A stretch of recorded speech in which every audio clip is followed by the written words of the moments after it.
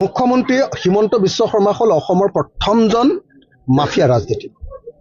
মুখ্যমন্ত্ৰী হিমন্ত বিশ্ব শৰ্মা হ'ল অসমৰ প্ৰথমজন মাফিয়া ৰাজনীতিক, যি প্ৰথমবাৰৰ কাৰণে অসমৰ থানাৰ পৰা চান্দমাৰী থানাৰ পৰা তেওঁৰ বিৰুদ্ধে থকা যিবিলাক তাদা গোচৰৰ যি আপোনাৰ চাৰ্জশ্বিট সেইবিলাক লুকুৱাই পেলাইছে।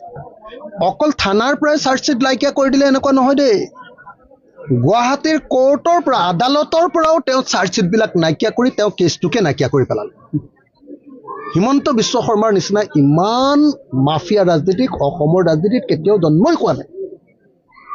তাৰপিছত যেতিয়া তেওঁ আপোনাৰ CBI কেছ লাগিলে আপোনাৰ উত্তৰ কাছাৰ কেলেংকাৰীক লৈ, তেতিয়া তেওঁ আপোনালোকে সকলোৱে জানে যে তৰুণ গগৈ ডাঙৰীয়াৰ মানে আচলত থাকি তেওঁ যেনে তেনে বাচিলে। তাৰপিছত যেতিয়া সাৰদা কেলেংকাৰী গোচৰ লাগিলে আৰু লুইবাজাৰ কেলেংকাৰী CBI গোচৰ লাগিলে, লগে লগে তেওঁ কি কৰিলে, বিজেপিলৈ জাপ মাৰি দিলে। গতিকে তেওঁৰ বিৰুদ্ধে যে হাজাৰটা ফাইল থাকিব এইটোত কোনো সন্দেহ নাই। ৰকিবুল হুছেইন ডাঙৰীয়াই কি ফাইল দেখুৱাইছে মই নাজানো।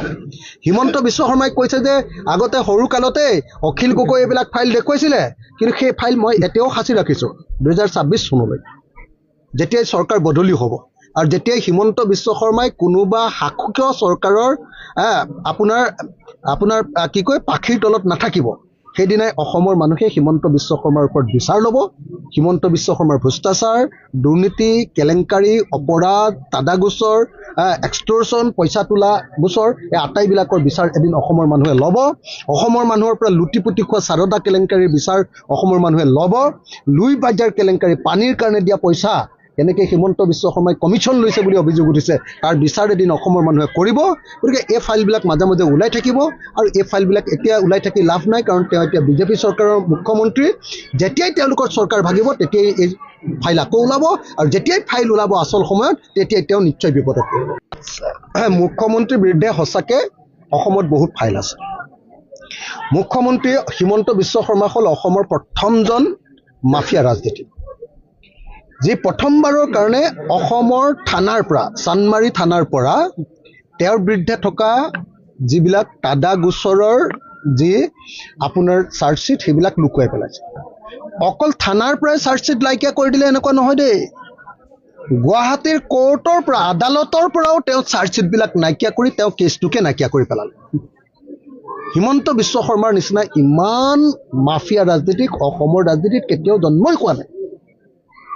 তাৰপিছত যেতিয়া তেওঁ আপোনাৰ CBI কেছ লাগিলে আপোনাৰ উত্তৰ কাছাৰ কেলেংকাৰীক লৈ, তেতিয়া তেওঁ আপোনালোকে সকলোৱে জানে যে তৰুণ গগৈ ডাঙৰীয়াৰ মানে আচলত থাকি তেওঁ যেনে তেনে বাচিলে।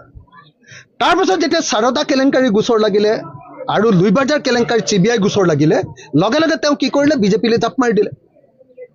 গতিকে তেওঁৰ বিৰুদ্ধে যে হাজাৰটা ফাইল থাকিব এইটোত কোনো সন্দেহ নাই। ৰকিবুল হুছেইন ডাঙৰীয়াই কি ফাইল দেখুৱাইছে মই নাজানো। হিমন্ত বিশ্ব শৰ্মাই কৈছে যে আগতে সৰু কালতে অখিল গগৈ এইবিলাক ফাইল দেখুৱাইছিলে, কিন্তু সেই ফাইল মই এতিয়াও সাঁচি ৰাখিছোঁ 2026 চনলৈ, যেতিয়াই চৰকাৰ বদলি হ'ব আৰু যেতিয়াই হিমন্ত বিশ্ব শৰ্মাই কোনোবা শাসকীয় চৰকাৰৰ আপোনাৰ কি কয় পাখিৰ তলত নাথাকিব, সেইদিনাই অসমৰ মানুহে হিমন্ত বিশ্ব শৰ্মাৰ ওপৰত বিচাৰ ল'ব। হিমন্ত বিশ্ব শৰ্মাৰ ভ্ৰষ্টাচাৰ, দুৰ্নীতি, কেলেংকাৰী, অপৰাধ, তাদা গোচৰ, এক্সটৰ্চন, পইচা তোলা গোচৰ, এই আটাইবিলাকৰ বিচাৰ এদিন অসমৰ মানুহে ল'ব। অসমৰ মানুহৰ পৰা লুটি পুটি খোৱা সাৰদা কেলেংকাৰীৰ বিচাৰ অসমৰ মানুহে ল'ব। লুইবাজাৰ কেলেংকাৰী, পানীৰ কাৰণে দিয়া পইচা এনেকৈ হিমন্ত বিশ্ব শৰ্মাই কমিশ্যন লৈছে বুলি অভিযোগ উঠিছে, তাৰ বিচাৰ এদিন অসমৰ মানুহে কৰিব। গতিকে এই ফাইলবিলাক মাজে মাজে ওলাই থাকিব আৰু এই ফাইলবিলাক এতিয়া ওলাই থাকি লাভ নাই, কাৰণ তেওঁ এতিয়া বিজেপি চৰকাৰৰ মুখ্যমন্ত্ৰী। যেতিয়াই তেওঁলোকৰ চৰকাৰ ভাগিব তেতিয়াই এই ফাইল আকৌ ওলাব, আৰু যেতিয়াই ফাইল ওলাব আচল সময়ত তেতিয়াই তেওঁ নিশ্চয় বিপদত পৰিব।